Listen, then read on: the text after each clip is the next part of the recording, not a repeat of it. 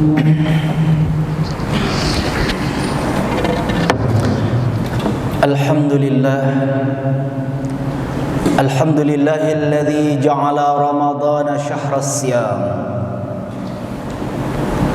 unzila fihi al-Qur'an hudan lin-nasi wa bayyinatin minal huda wal furqan.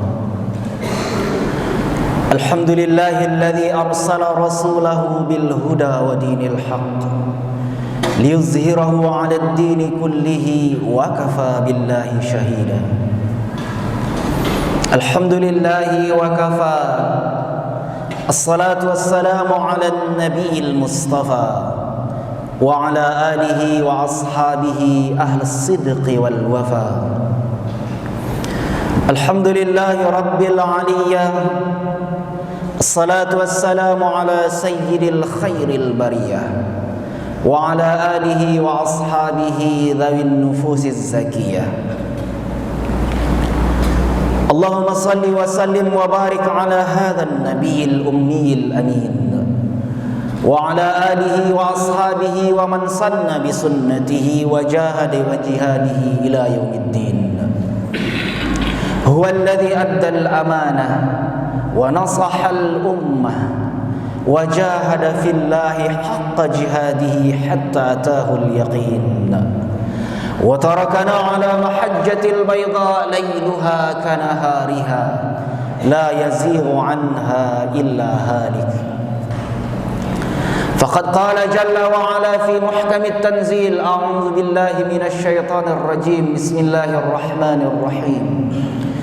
يا أيها الذين آمنوا كتب عليكم الصيام كما كتب على الذين من قبلكم لعلكم تتقون. وقال حبيب المصطفى محمد صلى الله عليه وسلم عن أبي هريرة رضي الله عنه قال قال رسول الله صلى الله عليه وسلم: من صام رمضان إيمانا واحتسابا ghufira lahu ma taqaddama min dhanbi. Wa fi hadithihi al-ukhra an Abi Hurairah radhiyallahu anhu qala qala Rasulullah sallallahu alaihi wasallam: kullu amali bani adam lahu illa as-siyam fa innahu li wa ana ajzi bih. Ma'asyiral muslimin, jamaah sidang Jumat yang dirahmati Allah Subhanahu wa taala. Berbicara dengan perkara amal ibadah berpuasa, bahwa sesungguhnya berpuasa adalah ibadah yang begitu istimewa, unik dan sangat khusus, mempunyai karakter-karakter dan manfaat serta keistimewaan yang sangat berbeda dari amal ibadah yang lainnya. Sebagian ulama menafsirkan hadis yang diriwayatkan oleh Abu Hurairah, kullu amal ibni adam lahu illa siyam fa innahu li wa ana ajzi bih. Para ulama banyak berpendapat bahwa sesungguhnya semua rangkaian amal soleh yang dilakukan oleh hamba Allah, semua rangkaian amal soleh yang dilakukan oleh setiap manusia, efeknya akan ia rasakan pada saat itu juga dengan bentuk yang konkret. Seseorang rajin bersedekah, maka ia akan mendapatkan ganjaran dari Allah. Tapi juga di samping itu, ia akan langsung merasakan ganjaran dari Allah, tapi melalui manusia. Ia akan dicintai, ia akan disayangi oleh banyak orang, ia akan banyak sahabat. Perkara Salat akan langsung, selain mendapatkan pahala dari Allah, tapi akan mendapatkan langsung kebaikan dari manusia. atau manusia itu sendiri akan mendapatkan manfaatnya, tapi tidak untuk berpuasa. Berpuasa betul-betul Allah yang akan mengganjarnya. Sesungguhnya amalan berpuasa adalah urusan antara hamba dengan Allah Subhanahu wa ta'ala. Allah yang akan langsung memberikan ganjarannya. Seakan-akan amal ibadah berpuasa tidak tergantung kebaikannya melalui umat manusia. Bahwa sesungguhnya ganjaran amal berpuasa langsung dari Allah Subhanahu wa ta'ala. Fa innahu li wa ana ajzi bih. Begitu istimewanya perkara amal ibadah berpuasa di sisi Allah Subhanahu wa ta'ala. Coba lihat bagaimana proses terjadinya amal ibadah berpuasa. Yang mengetahui seseorang berpuasa atau tidak hanyalah seorang hamba dan Allah Subhanahu wa ta'ala.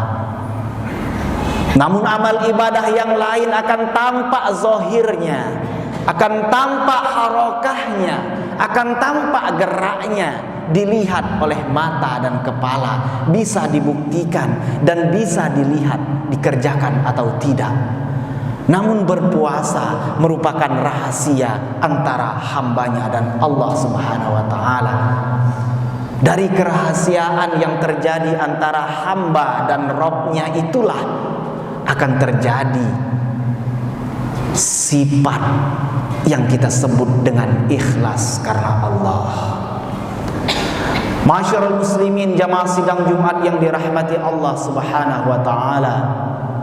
Berbicara dengan ibadah puasa ini tidak hanya membahas tentang perkara haus dan lapar, tapi di balik perkara haus dan lapar ini terdapat hikmah yang begitu besar. Yang pertama, ibadah puasa adalah melatih kejujuran seorang hamba, melatih kejujuran setiap generasi muslim, melatih kejujuran setiap umat, melatih kejujuran setiap pribadi orang-orang muslim. Karena yang tahu seseorang berpuasa atau tidak adalah dirinya dan Allah Subhanahu wa ta'ala. Yang kedua, bahwa dalam proses menahan haus dan lapar terjadi pembelajaran yang begitu penting, yaitu belajar untuk bersabar. Bersabar menahan hawa nafsu, bersabar dari amarah, bersabar dari syahwat dan birahi. Di antara hikmahnya pula, saat kita menahan haus dan lapar, disitulah kita merasakan bagaimana orang-orang fakir dan orang-orang miskin sepanjang tahun, bahkan dari hari ke hari, minggu ke minggu, bulan dan bulan, tahun demi tahun, mereka merasakan haus dan lapar. Tidak tahu kapan saat mereka berbuka, tidak tahu kapan fakir miskin di luar bulan Ramadan merasakan haus dan lapar, entah jam berapa dan hari kapan mereka bisa merasakan kenyang. Disinilah kita bisa merasakan bagaimana rasanya orang-orang miskin, faradu apa, menahan haus dan lapar. Ma'asyiral muslimin, jamaah sidang Jumat yang dirahmati Allah Subhanahu wa ta'ala.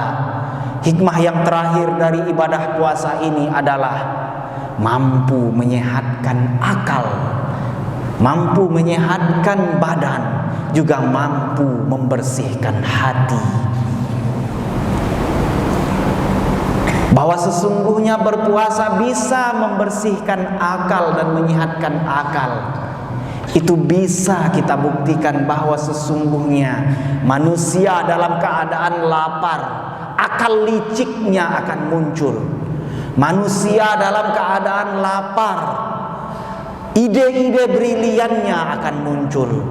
Manusia dalam keadaan haus dan lapar, maka sesungguhnya akalnya akan bergerak, sel-sel akalnya, sel-sel otaknya akan semakin bergerak kencang untuk menemukan apa yang ia tuju. Seseorang melakukan di luar nalar untuk mendapatkan makanan dan minum, melakukan kejahatan, berani di luar nalar karena ia merasa haus dan lapar. Seseorang pula bisa bertindak sesuatu hal yang luar biasa dikenang oleh sejarah karena pada saat itu ia merasakan dalam keadaan terjepit.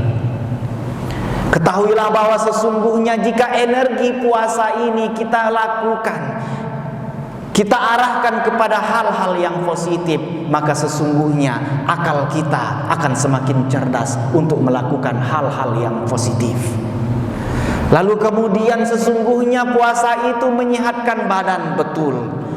Sesungguhnya sejatinya bahwa semua yang bergerak, jika tidak ada istirahat, tidak ada penghentian wala sejenak, maka ia akan mengalami kerusakan dan kehancuran.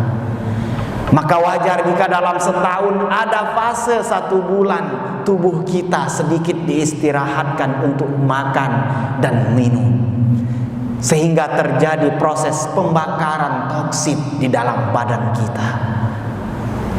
Hal ini dibuktikan dalam penelitian medik di majalah Eropa yang saat itu tersebar di toko-toko majalah di Al-Azhar, Kairo, Mesir pada waktu kami sedang menuntut ilmu. Kemudian yang terakhir, ia akan membersihkan hati. Jelas sudah bahwa salah satu hikmah puasa yang begitu sangat mencolok adalah mampu membersihkan hati kita, sehingga kita mampu menatap jalan Allah Subhanahu wa taala, mampu menerima hidayah Allah Subhanahu wa taala. Hidayah Allah menembus, merasuk ke dalam relung sanubari kita. Ma'asyiral muslimin jamaah sidang Jumat rahimakumullah, semoga apa yang kami utarakan sedikit banyak mengandung manfaat dan nasihat. Barakallahu li wa lakum fil Qur'anil azim wa nafa'ani wa iyyakum lima fihi minal ayati wa dzikril hakim wa taqabbalallahu minna wa minkum tilawatahu innahu huwal ghafurur rahim wa da'ullaha wa antum muqinuna bil ijabah.